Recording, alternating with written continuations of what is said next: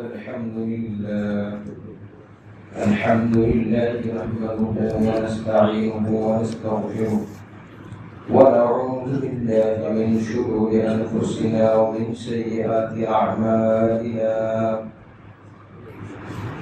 ونشهد أن لا إله إلا الله وحده لا شريك له ونشهد أن سيدنا ونبينا ومولانا محمدا عبده ورسوله صلى الله تعالى عليه وعلى آله وأصحابه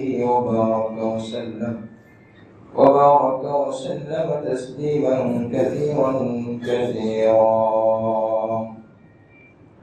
أما بعد فأعوذ بالله من الشيطان الرجيم بسم الله الرحمن الرحيم الحج أشهر معلومات فمن فرض فيهن الحج فلا رفث ولا فسوق ولا جدال في الحج وما تفعلوا من خير يعلمه الله وتزودوا فإن خير الزاد التقوى واتقون يا أولي الألباب.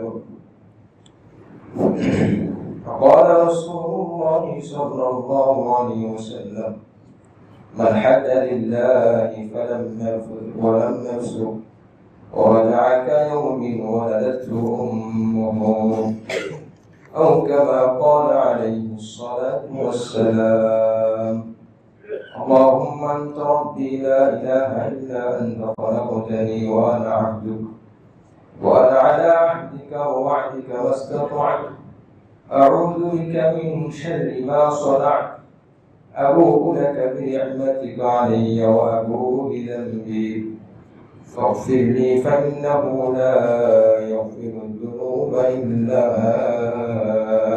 أنت. أكبر الشرك اللهم صل على محمد وعلى آل محمد كما صليت على إبراهيم وعلى آل إبراهيم إنك حميد مجيد. اللهم بارك على محمد وعلى آل محمد كما باركت على إبراهيم وعلى آل إبراهيم إنك حميد مجيد. معزز محترم সম্মানিত মুসল্লিয়ান ইকরাম, আজ জিলহজ হজের মাসে মধ্য থেকে একটি মাস হলো জিলকআদা মাস। এই মাসে আজ দ্বিতীয় সপ্তাহ 8 জিলকআদা 1445 হিজরি। মহান রব্বুল আলামিন আমাদেরকে সম্মানিত মাসে তার হুকুম পালন করার জন্য জুমার নামাজ আদায় করার জন্য আসার তৌফিক দান করেছেন। দিল থেকে শুকর আদায় করি আলহামদুলিল্লাহ। হজের মাস বরকতপূর্ণ মাস, ফজিলতপূর্ণ মাস। রমজানের মধ্যে আমল করার ফজিলত রমজানের কারণে, অনুরূপভাবে হজের মাসে আমলের ফজিলত হজের কারণে গুরুত্ব বেড়ে যায়। হাজী সাহেবদের জন্য গুরুত্ব, যারা হাজী সাহেব নন তাদের জন্য স্পেশাল কিছু আমল জিলহজ মাসেও চলে আসে। আল্লাহ পাক রব্বুল আলামিন বছরে একবার এই হজের মাসগুলো আমাদেরকে দান করেন। যাদেরকে আল্লাহ পাক পছন্দ করেন, কবুল করেছেন, তারা আল্লাহ পাকের ঘরে হাজিরা দেওয়ার জন্য সৌভাগ্য লাভ করেছেন। আল্লাহ পাক তাদেরকে সুযোগ করে দিয়েছেন। এই সমস্ত বান্দাদেরকে বলা হয় দুইফুর রহমান, আল্লাহ পাকের মেহমান। আল্লাহ পাকের মেহমান, আল্লাহ পাকের বাড়িতে তারা মেহমান হয়ে গিয়েছে। আল্লাহ পাক তাদেরকে আহ্বান করেছেন। এই জন্য আমরা আল্লাহ পাকের মেহমানদের জন্য দোয়া করব।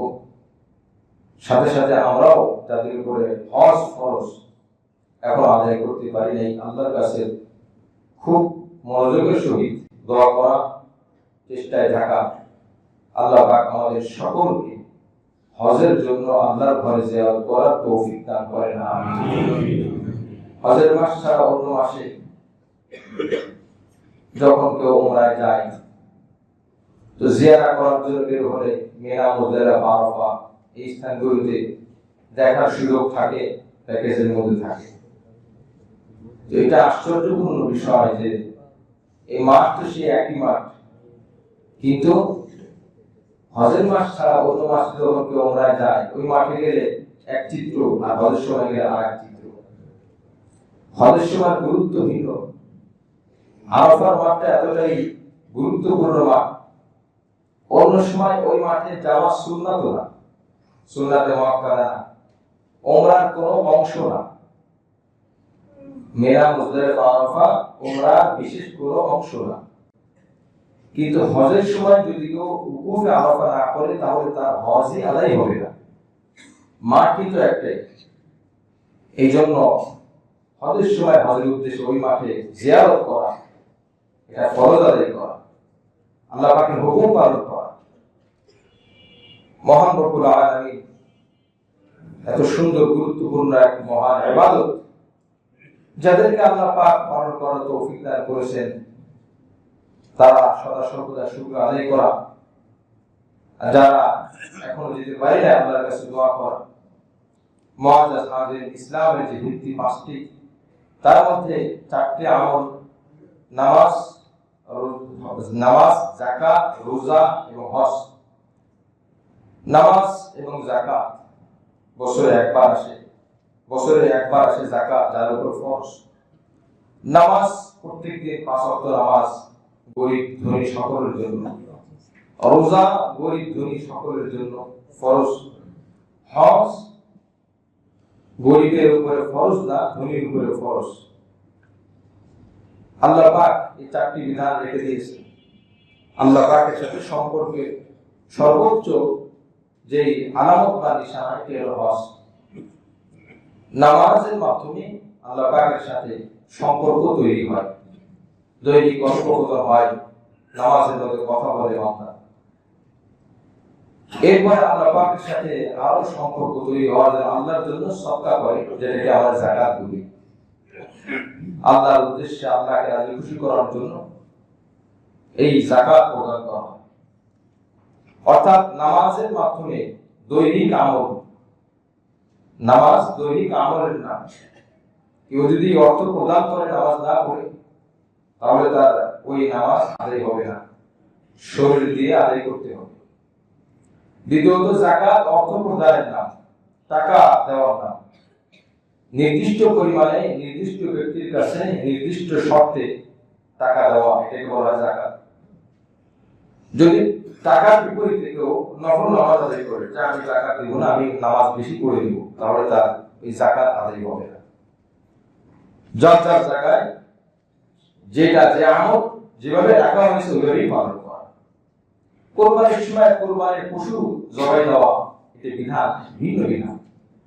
যদি কেউ চিন্তা করে অমুক জায়গার মানুষ খুব অভাবে আছে, আমি এই টাকায় একটু কোরবানির পশু খরিদ করতাম, আমি এই টাকা দিয়ে অভাবীদেরকে অভাব পূরণ করবো, তাহলে হ্যাঁ ওই জায়গায় যাওয়ার কারণে সওয়াব হবে, কিন্তু কোরবানির যে ওয়াজিব বিধান এটি আদায় হবে না।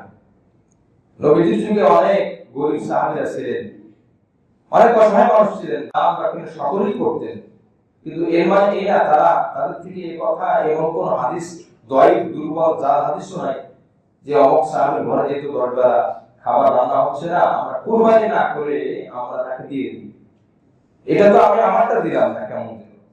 যদি কেউ এই ধরনের মন মানসিকতা আসে যে আমি কুরবানি না করে টাকা তাকে দিয়ে দিই, তো তার তো সবার উপকার হলো। বিষয়টা এমন হবে না আমি আমারটা করে দিলাম, কুরবানিটা আমার উপরে ওয়াজিব ছিল, আমার পক্ষে থেকে আমি দিলাম না, আমি একটা কাটাকাটি করলাম, আমি মনকে বুঝ দিলাম।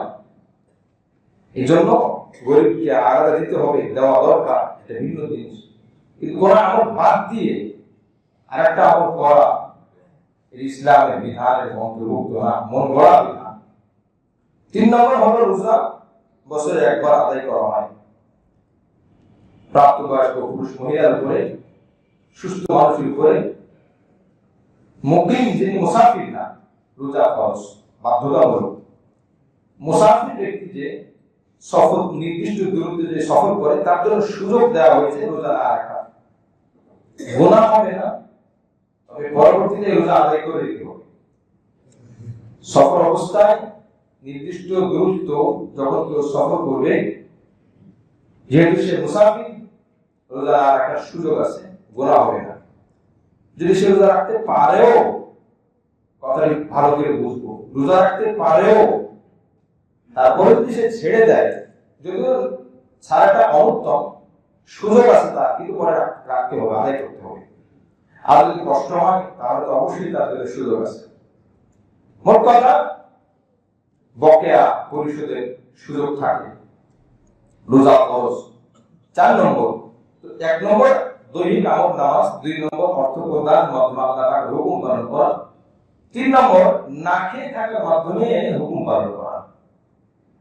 কোনটার মধ্যে আল্লাহ নিজের কোনো লাভ নাই। বান্দা যে হুকুমগুলো পালন করে এটা আবার বান্দারই হুকুম। আল্লাহ পাক শুধু পরীক্ষা করে। আমি যে আল্লাহর গোলাম, আমি যে আল্লাহকে ভালোবাসি, এটা প্রমাণ। আমি এই কথা বলতেই হবে যে আল্লাহ আমাকে সৃষ্টি করছেন, সুতরাং আমি তার গোলাম, তার প্রমাণ দিতে হবে। প্রথম প্রমাণ হলো নামাজের মাধ্যমে।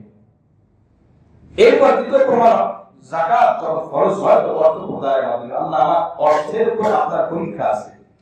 শরীরের উপর পরীক্ষা হয় 2 ধরনের মাধ্যমে, 2 ভাবে। 1 নম্বর ইবাদতের মাধ্যমে, 2 নম্বর অসুস্থ হলে ধৈর্যের মাধ্যমে। কারণ সুস্থতা আল্লাহ পাকের নিয়ামত, অসুস্থতা আল্লাহ পাকের নিয়ামত। কিন্তু আমরা অসুস্থতা নিয়ামতের দুর্বল। এদের অসুস্থ হলে আমরা অসুস্থতাকে খুব খারাপ ভাবে দেখবো না। যদি কারো আমল নামা খারাপ হয়, ওই আমল খারাপের কারণে এই অসুস্থতা হতে পারে গুনাহ মাফের কারণ। আর যার আমল নামা ঠিক আছে, অসুস্থতা হতে পারে তা মর্যাদা বুলন্দের কারণ। এই জন্য হাদিসের মধ্যে আসছে সুস্থতা অসুস্থতা দুটোই নিয়ামত। হ্যাঁ, একটা আমি পারি, একটা আমি পারি না, এটা ভিন্ন কথা। এটা আমার ব্যক্তি বিশেষ, আমরা দুর্বল, তবে আল্লাহ পাকের কাছে চাইতে হবে সুস্থতা। কিন্তু যদি আল্লাহ পাক দেন, কারণ কেউ তো অসুস্থতা নিতে চেয়ে আনে না, আল্লাহ পাকের ফয়সালা অনুযায়ী হয়। কার মনে চায় যে আমার জ্বর হয়ে 3 দিন শুয়ে থাকি, কার মনে চায় যে আমার টাকা পয়সা বেশি হয়ে গেছে, একটু হসপিটালে যাওয়া দরকার, কয়েকদিন হসপিটালে ভর্তি হয়ে শুয়ে থাকি, কার মনে চায়?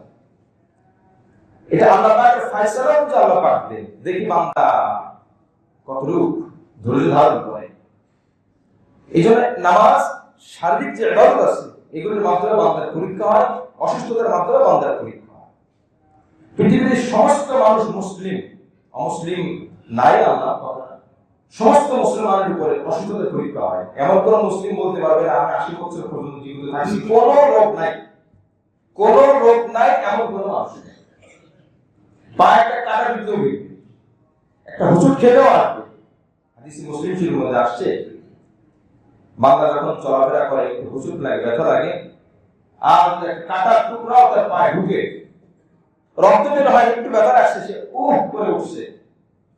আল্লাহ রাসূল বলেন এই একটু ব্যথা লাগার কারণে তার আমলনামা থেকে একটি গুনাহ আল্লাহ পাক ঝরিয়ে দিবেন। সুবহানাল্লাহ।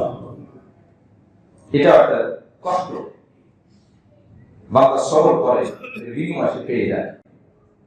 মুআজ্জিজ হাজিরিন, এই জন্য বান্দাকে ইবাদতের মাধ্যমে পরীক্ষা করা হয়। 2 নম্বর অসুস্থতার মাধ্যমে পরীক্ষা করা হয়। তবে আল্লাহ পাকের কাছে সুস্থ হওয়ার চেষ্টা করা, দোয়া করা এবং সেই নিয়মগুলো গ্রহণ করা, যাতে করে আল্লাহর কাছে সাহায্য চাওয়া যায়। আল্লাহ সুস্থ থাকলে তো আমি কিছু ইবাদত করতে পারবো, মনের একটা আগ্রহ হবে। এই জন্য আপনারা সুস্থ করেন। রোজা রাখা দৈহিক ইবাদত।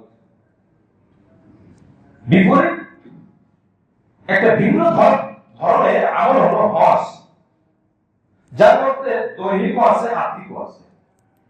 যাকাতের মধ্যে দৈহিক কোনো আমল নাই, রোজার মধ্যে আত্মিক কোনো আমল নাই, নামাজের মধ্যে আত্মিক কোনো আমল নাই। কিন্তু হজ আত্মিকও আছে, দৈহিকও আছে।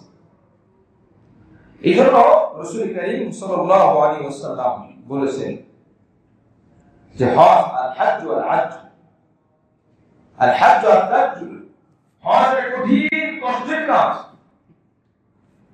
টাকা খরচের কাজ এবং কষ্টের কাজ। যারা হজে গিয়েছেন তারা বাস্তব চিত্র দেখেছেন এবং উপভোগ করেছেন। বিশেষ করে বর্তমান সময় কি পরিমাণ কষ্ট হয়, এটা একটা পরীক্ষা। যুবকরা পর্যন্ত হিমশিম খেয়ে যায়। কত মুরব্বীরা 60-70-80 বছরের মুরব্বীও পুরুষ মহিলা সেখানে যাচ্ছে। তারা জেনে বুঝে সিদ্ধান্ত নিচ্ছে, হ্যাঁ আমি কষ্ট স্বীকার করতে রাজি, আল্লাহর হুকুম আমি পালন করতে চাই। মুআজ্জাজ হাজিরিন, এই জন্য আল্লাহ পাকের কাছে খুব পছন্দের আমল হলো হজ। এখানে মানুষের শরীর আছে, টাকাও আছে। আর এটা চূড়ান্ত এবং হাদিসের মধ্যে আপনি পাবেন যেখানে আছে ইসলামের ভিত্তি মাসে তার মধ্যে সর্বশেষ আছে হজ। নামাজ, যাকাত, রোজা, তিনটা প্রথমে, এরপর লাস্টে ওয়াহিদুল বাইত মান ইসতাতা ইলাইহি সাবিলা, একদম শেষ অংশ হজ করা। পূর্ণতা হজের মধ্যে পরিপূর্ণ।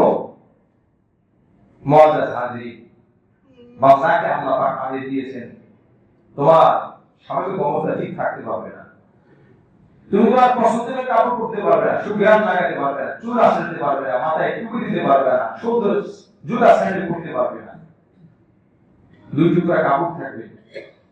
মওতের শরৎ তোমাকে হজ করিয়ে দেবে। আসলে মওতের মধ্যে 3 টুকরা কাপড় দেওয়া হয় পুরুষের জন্য, আর হজ তোমাকে 2 টুকরা কাপড় দেওয়া হয়।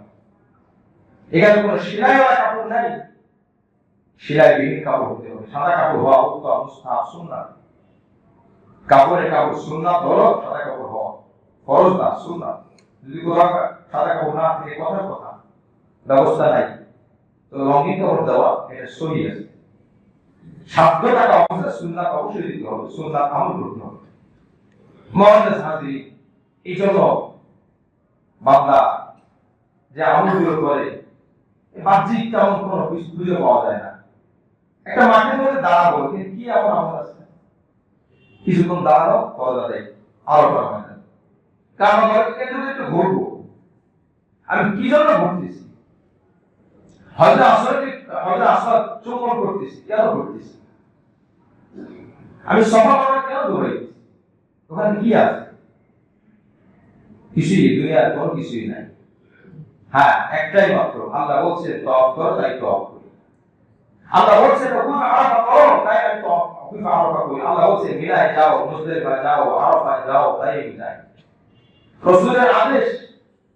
শয়তানকে তো দেখা যায় না, কিন্তু শয়তানের চিহ্ন ওখানে আছে, তাই 3 জায়গায় তুমি পাথর নিক্ষেপ করো। তুমি তো আর কম করে বুঝিয়ে যাও আমি শয়তানের পক্ষে না, আমি শয়তানের বিপক্ষে।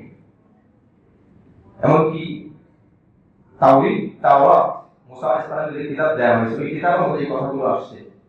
সেই জামানায় একজন নবী আসবে, এই নবীর একটা বড় আলামত হলো যে আরাফার মাঠে, পাহাড়ের পাশে তালবিয়ার মাধ্যমে সব জায়গায় আওয়াজ ছড়িয়ে যাবে, লাখ লাখ মানুষ এসে এখানে তালবিয়া পাঠ করবে। এই নবীর এটা একটা নিদর্শন, এটা তাওরীতের শিক্ষা।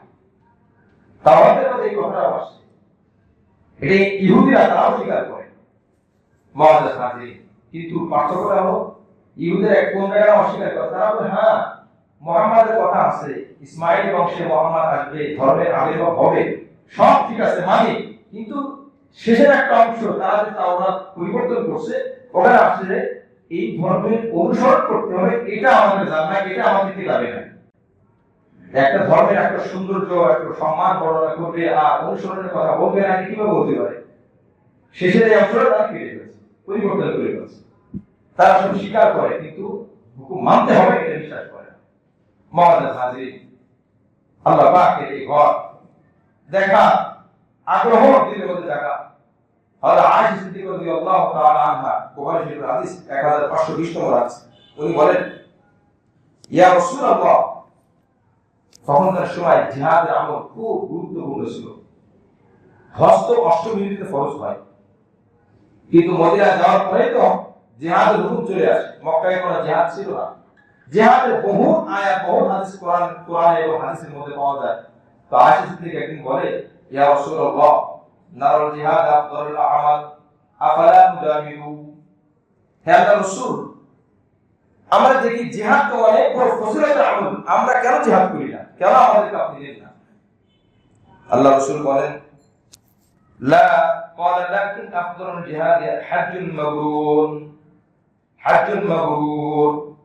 আল্লাহ রাসূল বলেন আয়েশা, জিহাদের ফজিলত অবশ্যই আছে, তবে আমি নবী তোমাদের জন্য, মহিলাদের জন্য বলে দিলাম উত্তম জিহাদ হলো হজ্জে মাবরুর আদায় করা।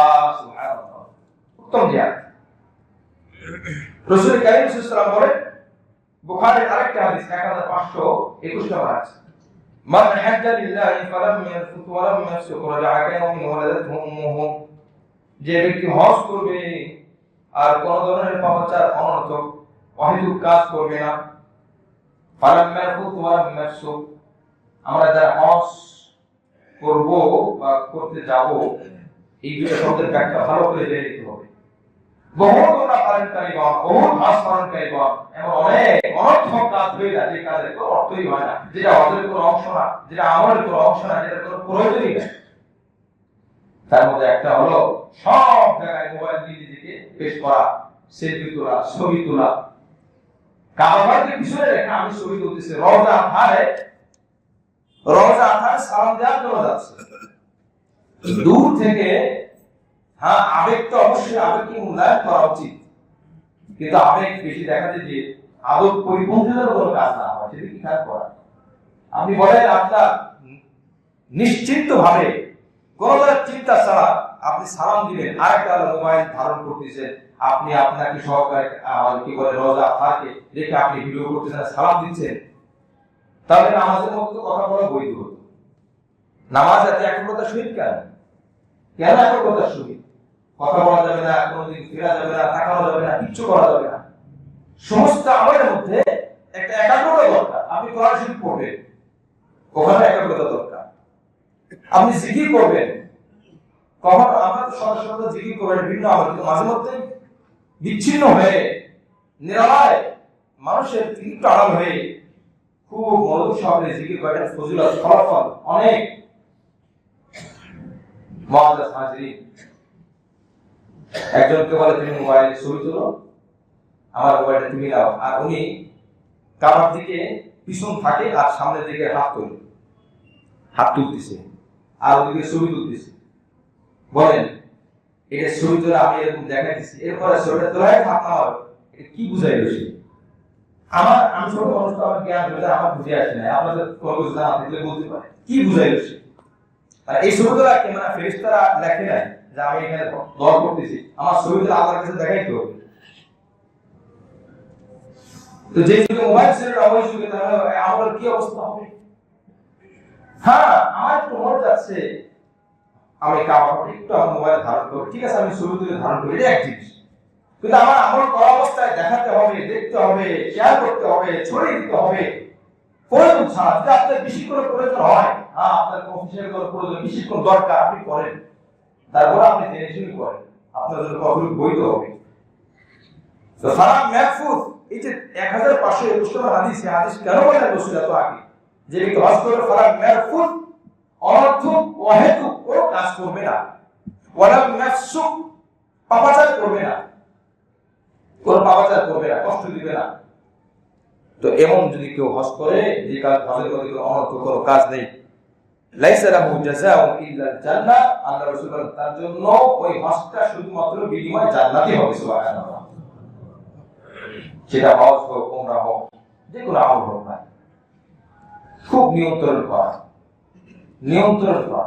মোবাইলটাকে বিশেষ করে আমাদের জায়গাগুলোতে নিয়ন্ত্রণ করা। আপনি দেখবেন আপনার আমার সব অন্যরকম হবে। এগুলো বলে বোঝানোর জিনিস না, নিজে নিজে উপলব্ধির জিনিস। বহুত মানুষ যেমন আছে তারা তুলে না, তো তাদের আমলের কি অবস্থা, কেন তুলে না জিজ্ঞাসা করে, কি এর মধ্যে কি আছে, বিশেষত্ব কি? শুধু একটা না, যতগুলো বিষয় আছে, সব বিষয়ের ক্ষেত্রে খুব লক্ষ্য করা, ধ্যানের সাথে সমস্ত আমল করা, ধ্যানের সাথে অল্প সময় আমল করা আল্লাহ পাকের কাছে অনেক পছন্দ। ধ্যান ছাড়া বহুত আমল থাকে। এই জন্য প্রত্যেকটা আমল ক্ষেত্রে দেখো ওখানে লেখা আছে লিল্লাহি, আল্লাহর জন্য। রোজা রাখা আল্লাহর জন্য, হজ করা কার জন্য?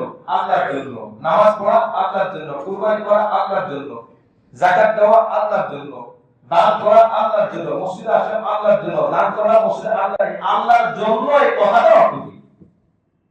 এই কথাটা ব্যাখ্যা নাই, এই কথাটা পরিপূর্ণ ব্যাখ্যা আমি জানতে পারলাম কিনা আজ পর্যন্ত। আল্লাহর জন্য অনুবাদ, এর মধ্যে কি মর্ম আছে, এর মধ্যে কি উদ্দেশ্য আছে? রাসূল তো বলছেন আমি আল্লাহর জন্য নামাজ পড়লাম, আমি আল্লাহর জন্য হজ করলাম। আমি একজন সাধারণ মানুষ, আমিও তো বলি আমি আল্লাহর জন্য নামাজ পড়লাম, হজ করলাম। তো রাসূলের কথা আমার মধ্যে কি কোনো পার্থক্য আছে কিনা? ওই পার্থক্য জায়গা নাই। আবু বকর বলছেন যে আমি আল্লাহর জন্য দান করলাম, আমিও বলি যে আমি আল্লাহর জন্য দান করলাম। বলেন দুই আল্লাহর জন্য কথার মধ্যে পার্থক্য আছে কিনা?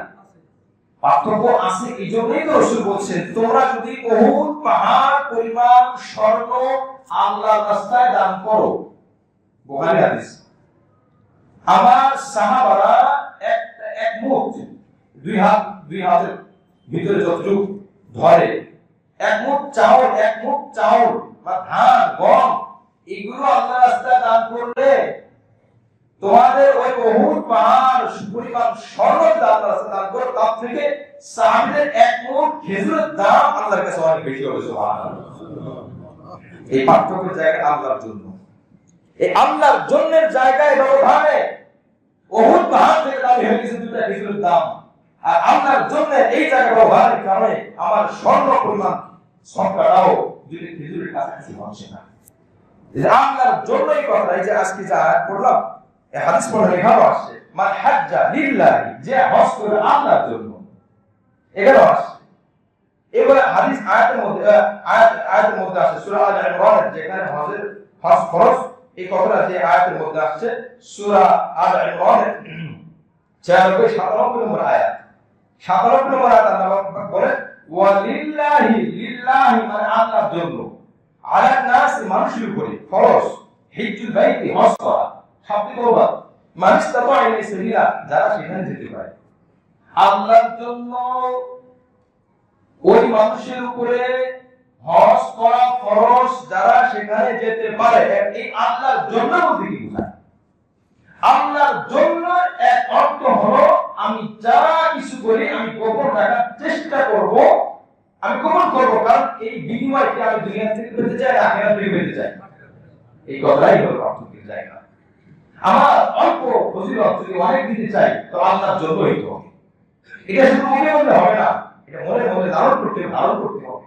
এই শিক্ষাটা ভিতরে ঢুকানো, এটা যাত্রাটা এটা দেখানোর জিনিস না, এটা দেখানো যায় না, এটা বোঝানো যায় না। একজন মানুষ মনে হচ্ছে বাতিল করে সে তো দুনিয়ার জন্য করতেছে, কিন্তু তার জায়গায় সে কি আল্লাহর জন্য করে আর দুনিয়ার জন্য করে? আর একজন কথা বলতেছে আমি আল্লাহর জন্যই করতেছি, কিন্তু আল্লাহ জানেন না এটা আমার জন্য হচ্ছে না। কারণ বুখারী হাদিসের মধ্যে এটা আসছে যে একজন মুজাহিদকে ডাকা হবে, যাও তুমি জাহান্নামে যাও। আল্লাহ হয়তো জিহাদ করছে জাহান্নামের জন্য না। আল্লাহ পাক বলেন কেন তুমি জিহাদ করছো কি জন্য? তখন সে বলল আল্লাহ আমি জিহাদ করছি আপনার জন্য, আল্লাহর জন্য জিহাদ করছি, আল্লাহর জন্য দান করছি, আল্লাহর জন্য এলেম শিখছি, আল্লাহর জন্য জ্ঞান চর্চা করছি, আপনার জন্য সৎকার করছি, সবকিছু আপনার জন্য করছি। আল্লাহ পাক বলেন এটা তোমার মুখের কথা মাত্র, তোমার দিলের খবর একমাত্র আমি আল্লাহ জানি। দিলের ফয়সালা অনুযায়ী আজকে তোমার এই কথার কোনো ভিত্তি নাই, তুমি জাহান্নামে চলে যাও। আলহামদুলিল্লাহ। এজন্য দিলের ফয়সালা আমার করতে হবে, না হয় আল্লাহ পাক করে ফেলবে। দুনিয়াতে বিচার হয় কথার কারণে, কাজের কারণে, দিলের কারণে না। মুআজ্জাজ হাজিরিন, এজন্য রাসূল কারীম সাল্লাল্লাহু আলাইহি ওয়াসাল্লাম বলেন যে সমস্ত আমলের মধ্যে আল্লাহর জন্য হয়। এরপরে আল্লাহ রাসূল সাল্লাল্লাহু আলাইহি ওয়াসাল্লাম আরো বলেন হাদিসের মধ্যে, গোলাম হয় মুসলিম শরীফের 1349 নম্বর হাদিস, العمرة إلى العمرة كفارة لما بينهما والحج المبرور ليس له جزاء إلا الجنة। এক উমরা থেকে আরেক উমরা মধ্যবর্তী যে সময়গুলো অতিবাহিত হলো, এই সময় যদি কোনো সে গুনাহ করে থাকে, সগীরা গুনাহ হয়ে থাকে, এই গুনাহগুলো আল্লাহ পাক ওই দুই উমরার বরকতে মাফ করে দিবেন। সুবহানাল্লাহ। আর হজ মাবরুর ওয়াল হজ্জুল মাবরুর ওয়ালাইসা লিল জান্নাহ والحج المبرور ليس له جزاء إلا الجنة। আর হজ মাবরুর যদি কেউ করতে পারে তার বিনিময় একমাত্র জান্নাত। সুবহানাল্লাহ। তিরমিজি শরীফের 810 নম্বর হাদিস, আল্লাহ রাসূল বলেন তাবিউ বাইনাল হজ্জ ওয়াল উমরা, সাধ্য থাকলে সুযোগ থাকলে একের পর এক হজ করতে থাকো, ওমরা করতে থাকো যদি সুযোগ থাকে। ফাইন্নাহুমা ইয়ানফিয়ানিল ফাকরা ওয়াদ দুনুব, কেননা হজ করা, একের পর এক হজ করতে থাকা, একের পর এক ওমরা করতে থাকা, এই দুটো কাজ বান্দার দুটো উপকার হয় দুনিয়াতে। এক নম্বর হলো তার দারিদ্রতাকে আল্লাহ দূর করে দেন, সুবহানাল্লাহ। রাসূলুল্লাহ বিশুদ্ধ হাদিস তিরমিজি শরীফের 810 হাদিস, দারিদ্রতা দূর হয়ে যাবে। আর দুই নম্বর ওয়াদ দুনুব, তার গুনাহ সমূহকে আল্লাহ পাক মাফ করে দিবেন, সুবহানাল্লাহ। ওয়ালাইসা লিল জান্নাহ কামা ইয়ানফিল কির ওয়া খামাদাল হাদীদ ওয়াদ যাহাবি ওয়াল ফিদ্দা, যেমন আল্লাহ রাসূল বলেন কামারের কাছে গেলে তার সরঞ্জামাদি দিয়ে লোহার ময়লা দূর করে, স্বর্ণকারের কাছে গেলে স্বর্ণের ময়লা দূর করে, রূপার ময়লা দূর করে, অনুরূপভাবে হজ ও উমরা মানুষের দিলের ময়লা দূর করে দেয়, সুবহানাল্লাহ। রাসূল বলেন ওয়ালাইসা লিল জান্নাতি আল মাবরুর, ওয়ালাইসা লিল জান্নাহ আল মাবরুরা তাওয়াবুন ইলা আল জান্নাহ, ওয়ালাইসা লিল হাজ্জাতি আল মাবরুরা তাওয়াবুন ইলা আল জান্নাহ। আর হজ মাবরুর এটা বিনিময় একমাত্র জান্নাত, সুবহানাল্লাহ, একমাত্র জান্নাত। মুআজ্জিজ হাজিরিন, রাসূল কারীম সাল্লাল্লাহু আলাইহি সাল্লাম আর বলেন হজ করতে গেলে যদি কেউ মারা যায়, ওমরা করতে গেলে যদি কেউ মারা যায়, 2015 সালে বিভিন্ন দুর্ঘটনায় কত হাদিস একদম শহীদ হয়েছে। আল্লাহ রাসূল কিবার বাহির শরীফের হাদিস 3806, আর তারগীব ও তারহিব 438 নম্বর হাদিস। আল্লাহ রাসূল বলেন মান খারাজা হাজ্জান ফামাতা কুতিবা লাহু আজরুল হাজ ইলা ইয়াউমিল কিয়ামা, যে ব্যক্তি হজ করতে গেল, হজ করতে গিয়ে মারা গেল, আল্লাহ রাসূল বলেন যতবার কিয়ামত পর্যন্ত হাজি সাহেবগণরা হজ করবেন ততবার প্রত্যেক বছর তার হজের আমল ওই কবরে বসে বসে একটা পাইতে থাকবে, সুবহানাল্লাহ। কিয়ামত পর্যন্ত যত হজ হবে, হজে গিয়ে মারা গেল, ওমান খারাজা মুতামিরান ফামাতা কুতিবা লাহু আজরুল মুতামির ইলা ইয়াউমিল কিয়ামা, ওমরা করতে গেল, ওমরা করতে গিয়ে মারা গেল, কিয়ামত পর্যন্ত যত ওমরা হবে, আল্লাহ রাসূল বলেন প্রত্যেকবার একটা ওমরার সওয়াব কিয়ামত পর্যন্ত তার আমলনামায় আল্লাহ পাক দান করবেন, সুবহানাল্লাহ। রস নাই টোটাল লাভ তাওয়াফের ফজিলত আল্লাহ রাসূল বলেন তিরমিজি শরীফের 866 নম্বর হাদিস, মান তাওয়াফা ফি বাইতি 50 মাররাতান খারাজা মিন দুনুবিহি কায়াউমিন ওয়ালাদাতহু উম্মুহু, যে ব্যক্তি তাওয়াফ করবে 50টি তাওয়াফ করবে, 7 চক্কর এক তাওয়াফ হয়, 50টি তাওয়াফ শেষ করবে, আল্লাহ রাসূল বলেন সে গুনাহ থেকে ওরকম ভাবে বের হবে যেমনি ভাবে তার মায়ের পেট থেকে নিষ্পাপ অবস্থায় বের হয়, সুবহানাল্লাহ। এজন্য আল্লাহই বলে তাওয়াফ করা, শব্দ মোতাবেক তাওয়াফ করা, কারণ মক্কা মদিনার বিশেষ আমল হলো তাওয়াফ। এখানে নামাজ, নফল নামাজের থেকে তাওয়াফের দাম বেশি, সুবহানাল্লাহ। আর হাদিসের মধ্যে আসছে যদি কেউ তাওয়াফ করে তার আমল নামায় 60টি রহমত দেওয়া হয়, আর যদি কেউ ওই হারামে নামাজ আদায় করে তো 40টি রহমত, তাওয়াফ করে না, নামাজও পড়ে না, বসে আছে চুপচাপ, তাও মাত্র 20টি রহমত বসে পড়ে, কারণ দিকে তাকিয়ে আছে, শুধু তাকিয়ে আছে, এতে করে 20টি রহমত সে পাবে। আর নামাজ পড়ে 40টি রহমত, আর তাওয়াফ করে 60টি রহমত, তাহলে বোঝা গেল নফল নামাজ থেকে তাওয়াফের দাম হবে বেশি, যদি বলে সুবহানাল্লাহ। এই জন্য বেশি বেশি তাওয়াফের ফজিলত। হযরত আসওয়াদ রাসূল কারীম সাল্লাল্লাহু আলাইহি ওয়াসাল্লাম বলেন নাযাল আল-হাজরুল আসওয়াদ মিন আল-জান্নাতি ওয়া হুয়া বায়াদ ওয়া হুয়া আশাদ্দু বায়াদান মিন আল-দাম ফাসাওয়াদাতহু খাতায়া বানি আদম, এই হযরত আসওয়াদ জান্নাতি পাথর, জান্নাত থেকে আনা হয়েছে, রেলের পাথর, পাথর হযরত আসওয়াদের পাথর ব্যবধান অনেক, একটা উপর থেকে আসে আর নিচে থেকে উঠছে। এই হযরত আসওয়াদ এর নাম কালো পাথর, কিন্তু আসলে কালো পাথর তো ছিল না, ছিল সাদা পাথর। হাদিসের মধ্যে আসছে ওয়া হুয়া আশাদ্দু বায়াদান মিন আল-দাম, দুধের থেকেও সাদা ছিল, সুবহানাল্লাহ। কালো করলো কি, মানে আমরা বনি আদম দুষ্টু, তো আমরা কালো করছি। ফাসাওয়াদাতহু খাতায়া বানি আদম, বনি আদম চুমা দেয়, বনি আদম তাওয়াফ করার সময় সালাম দেয়, বনি আদম দম পড়ে, বনি আদমের যে গোনাগুলো আছে চোখের মতো গোনাগুলো চুষতে চুষতে সে কালো হয়ে গেছে, সুবহানাল্লাহ। বোঝা গেল কোরআনের চিত্র কালো, নাহলে এই পাথরের কালো হতো না, সবুজ হইতো না, আলো হতো। হাদিসের মতো আছে, সাওয়া মুসলিম শরীফ হাদিস, বান্দা যখন গোনা করে তার দিলে একটা কালো দাগ পড়ে, কোরআনের চিত্র কালো। এরপরে আল্লাহ রাসূল সাল্লাল্লাহু আলাইহি ওয়াসাল্লাম বলেন, তিরমিজি শরীফের 961 নম্বর হাদিস, والله لا بعثنه الله يوم القيامة له عينان يبصران بهما يبصر بهما ولسان ينطق به يشهد على من استلمه بحق। কিয়ামতের ময়দানে হাসরের মাঠে আল্লাহ পাক এই হাজরা আসওয়াদকে উঠাবেন, তার দুটি চক্ষু দান করবেন। জোরে সুবহানাল্লাহ। তিনটি দুটি চক্ষু দেওয়া হবে। এই চোখে সে দেখবে কারা কারা সেখানে তওয়াব করেছে, হক আদায় করে আমল করছে। তওয়াব করে সে অনর্থক কোন কাজ হয়েছে কিনা, এখন তো চোখ নাই, কিন্তু তখন আপনার চোখ দান করবে, দেখে দেখে সব কিনে ফেলবে।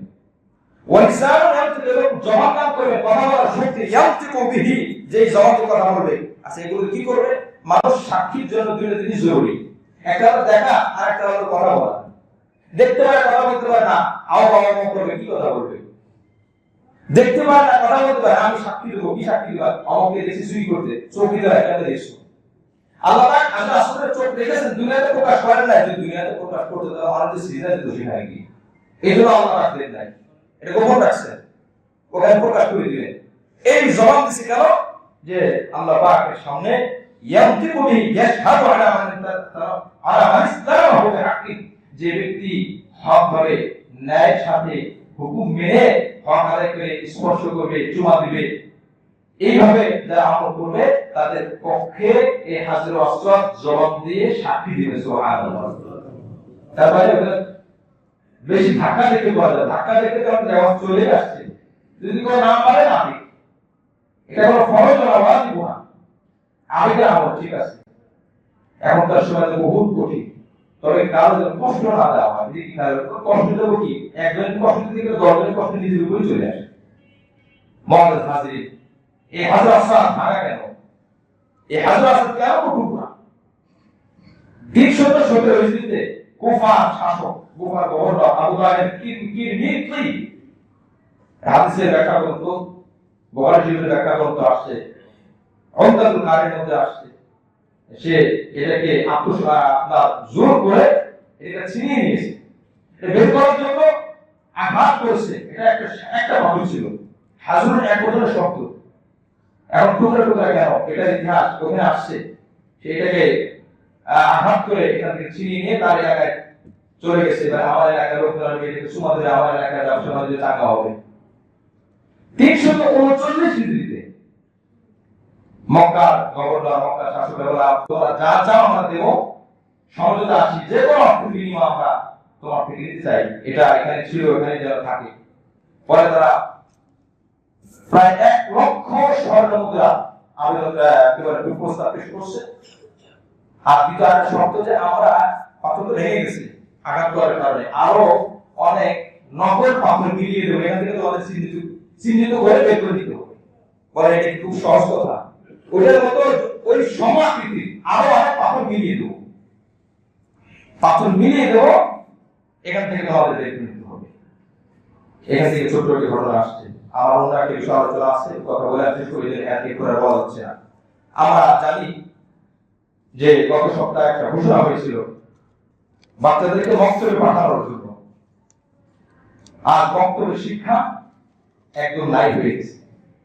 এটা আমরা এখন যারা আছে বড় 40-এর উপরে যার বয়স, 50-এর উপরে যার, আমাদের যার শিক্ষা আছে সবাই তো বড় হয় আমাদের পড়ে নেয়। আমাদের যার যে শিক্ষাগুলো আছে, এই শিক্ষার মূল কিন্তু মেরুদণ্ড ছিল মসজিদ ভিত্তিক মক্তব। এটা এখন নিশ্চিহ্ন হয়ে গেছে, এটা একটা শয়তানের চক্রান্ত। বিভিন্ন জেনারেল শিক্ষা দিন দিন চাঙ্গা হচ্ছে। আজ থেকে 20-30 বছর আগেও সকালবেলায় মক্তবে আপনার স্কুলের শিক্ষা ছিল না, শিক্ষা ছিল 8-9টার পরে ছিল ভোরবেলা পাঠানো হতো। এখন তারা সকালে নিয়ে আসে, ঘুম থেকে আপনি উঠতে পারেন না, চোখে ঘুম থাকে। আমাদের এক হুজুর বলছেন কিছুদিন আগে, অনেক আগের কথা, শহীদবাগ জামে মসজিদের প্রতি, উনি বলছেন সকালবেলা আমি মাদ্রাসায় যাচ্ছি, দেখলাম এক মা তার বাচ্চাকে কাঁধে তুলে নিয়ে যাচ্ছে, ব্যাগটা মায়ের এক কাঁধে, বাচ্চা আরেক কাঁধে, এক হাতে বাচ্চাকে বসে আর এক হাতে ফিডার দিয়ে বাচ্চাকে দুধ পান করাচ্ছে। এই বাচ্চাকে ঘুম চোখে স্কুলে নিয়ে যাচ্ছে, সকালবেলা যেহেতু নিয়ে গেছে, এখন শিক্ষাটা বন্ধ করা যাবে না।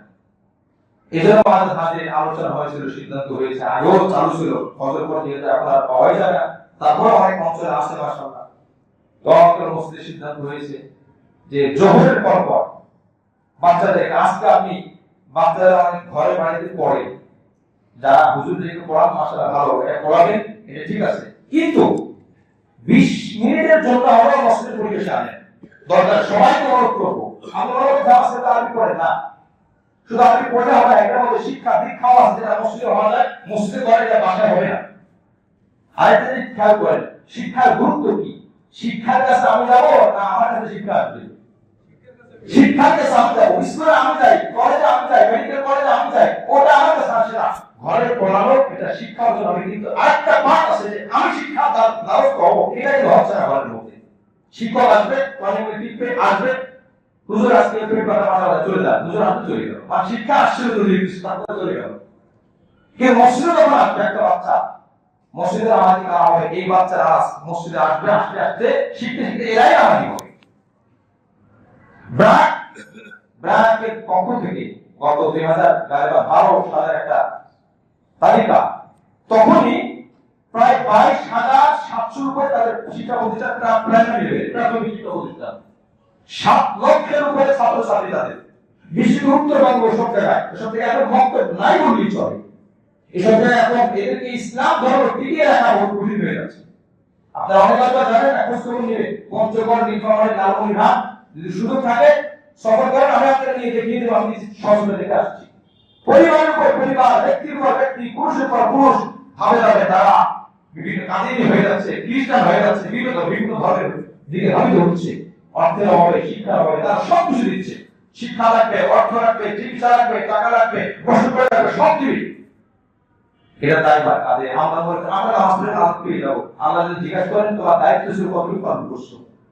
আমরা এখানে চেষ্টা করি, আমরা এখন চেষ্টা করতেছি, এরা কেন এত বড় শিক্ষা প্রতিষ্ঠান চালু করেছে, অথচ মসজিদের মধ্যে কোনো আলাদা কোনো প্রতিষ্ঠান ছাদ লাগে না, ফ্যান লাগে না, আলাদা কোনো খরচ নাই, শুধু আজকে পড়ে যাবে। তারা তো জায়গা কিনে, জমি কিনে, বিল্ডিং করে, শিক্ষক আলাদা হবে, মসজিদের মধ্যে আলাদা কোনো আলাদা কোনো জায়গা দেওয়া হয় না। আর তাদের জন্য নেওয়ার কোনো প্রস্তাব নেই যে হ্যাঁ না দিয়ে আসতে পারবে না, বিষয়টি এরকম না। এই জন্য আমাদের ধান দিয়ে 10 মিনিট যারা আপনার বাচ্চাটা আনেন, মসজিদের মধ্যে শুধু নামাজ হবে না, শুধু যারা খাটবাস থাকবে কেন, মসজিদে নামাজ হবে। মসজিদে আমাদের সুফা, মদিনার মসজিদে রওজা পাকের কেবল পূর্ব দিকে বলতে কাবার উত্তর দিকে উঁচা জায়গা আছে, 2 থেকে 2.5 ফুট বা 2 ফুট বা 1.5 ফুট একটা উঁচা জায়গা দেখছেন কিনা জানি না, রওজা পাকের কেবল পিছনের দিকে, এই জায়গা কিসের বলতে পারে আমাদের সুফা। সাহাবা একরাম এখানে শিখতেন, নবীজি বিচারে ফয়সালা করতে মসজিদে কার্যকর হবে, বাস্তবায়ন হবে, কারো হাতকাটা হবে, কথার কথা, কারো দোয়া হবে, ফয়সালা হচ্ছে মসজিদে, বাহিরে হবে কার্যকর, বিবাহ হবে মসজিদে, অনুষ্ঠান খাবার দাবার কিন্তু করতে হয়, আবার রক্ষা করা না যায় মসজিদে, তো বাহিরে অনুষ্ঠান হবে, কিন্তু বিবাহ হবে মসজিদে। তো বিবাহ হবে মসজিদে, ফয়সালা হবে মসজিদে, ওয়াজ হবে মসজিদে, মসজিদ শুধু আমাদের জায়গায় আলহামদুলিল্লাহ সবার মসজিদগুলোতে তাফসীর চালু আছে। আমি একটা নিয়োগ করেছি, তাফসীরের সাথে হাদিসও দরকার। আমি আমার নিজস্ব চিন্তা যে আমি সাপ্তাহিক তাফসীর চালাবো শুক্রবার মাদ্রাসা, ইনশাআল্লাহ যে কোনো একটা ওলামা একরামের সাথে পরামর্শ করে একটা হাদিস লিখে আমি সামনে রাখবো, তাহলে পরামর্শ করে হাদিসের উপরে এক ক্লাস হবে বা 10 হবে বা সাপ্তাহিক হাদিস তাফসীর যেমন চালু আছে, সাপ্তাহিক যে কোনো একদিন বাদ না গেলে মাদ্রাসা, আলহামদুলিল্লাহ মাদ্রাসার মুরব্বিদের বয়স্ক শিক্ষা চালু আছে। আপনারা অনেকে জানেন, আহ্বান করে দাওয়াত দিলাম, মাদ্রাসা শনিবার থেকে মঙ্গলবার এই 4 দিন ঈশা নামাজের পরে কোরআন শিক্ষা, শুধু কোরআন শিখে আরো অনেক কিছু শিক্ষা হয়। অল্প সময় 20 মিনিট 25 মিনিট 30 মিনিট শুধু থাকতে আসবে, আহ্বান করলাম। এই জন্য মসজিদে সব শিক্ষা হবে। 3 নম্বর মসজিদে একটা অনেক হবে, আমি অন্য মসজিদের দিকে তাকাবো আমাদের ক্ষেত্রে, আমার মসজিদে আমি, আমাদের মসজিদে আমরা, এটাকে উন্নতি উন্নয়ন রাসূলের আদর্শের যে মসজিদের মধ্যে যে সমস্ত আমলগুলো হয় জুড়ে গেছে, হওয়া দরকার ছিল, হওয়া উচিত ছিল, এখন নাই। এগুলো কে করবে? শুধু ইমাম করবে, শুধু মুসল্লি করবে, শুধু কমিটি করবে? সকলের সব উদ্যোগে, সমষ্টি উদ্যোগে এই কাজগুলো আদায় হবে। কি বলে কথা ঠিক কিনা? উদ্যোগ থাকতে হবে, চিন্তা থাকতে হবে। অর্থ আপনি একটা বাচ্চা আসবে, মনে করেন 150 জন বাচ্চা পড়ে, এদের একটা পরীক্ষা হবে, পরীক্ষায় তারা ভালো নম্বর করতে পারে, 10 জন ছাত্রকে পুরস্কার দেওয়া হবে। যাও তোমার অনেক মসজিদের আছে, আমি গত কয়েকদিন আগে মোবাইলে দেখতেছিলাম, যে কোন এক এলাকায় গ্রামের মধ্যে শর্ত দিছে যারা 40 দিন তাকবীর পড়ার সাথে মানে প্রথম তাকবীরের সাথে নামাজ পড়তে পারবে তাদেরকে পুরস্কার দেওয়া হবে। তো কয়েকটা বাচ্চাকে সাইকেল দেওয়া হয়েছে। এটা কেন? মসজিদে আসার জন্য। মক্তবের শিক্ষা কেন? মসজিদমুখী করার জন্য। বাসায় শিখবে সে, হুজুর যিনি পড়াচ্ছে অবশ্যই সেখানে সুন্দরভাবে শিখবে, কিন্তু মক্তবের শিক্ষা মসজিদমুখী করার জন্য। আরো অনেক জরুরি গুরুত্ব ফজিলত রয়েছে, সময় ইনশাআল্লাহ বলবো, সুযোগ থাকলে আগামীকাল শনিবার আমি অনুরোধ করবো আপনি আপনার বাচ্চাকে নিয়ে যান, ছোট মেয়ে বড় মেয়ে না, আর ছেলে বাচ্চা যারা আছে এদেরকে মসজিদে আনা, ইনশাআল্লাহ দেখবেন এরা ভদ্রতা শিখবে, সভ্যতা শিখবে, ন্যায় নীতি শিখবে, কর্মশ কিভাবে আচরণ করতে শিখবে। অনেক সময় এক বাচ্চা থেকে আরেক বাচ্চা শিখে, বাসার মধ্যে একজন হুজুর শিখায়, আক্ষরিক জ্ঞান তাকে দেওয়া হয়, আরো কিছু নলেজ আছে, এগুলো কোথায় শিখবে সে? আল্লাহ পাক রব্বুল আলামিন আমাদের সকলকে সঠিকভাবে সুশিক্ষা অর্জন করার তৌফিক দান করেন। আমিন। ওয়া তাওফিক ইল্লা বিল্লাহ।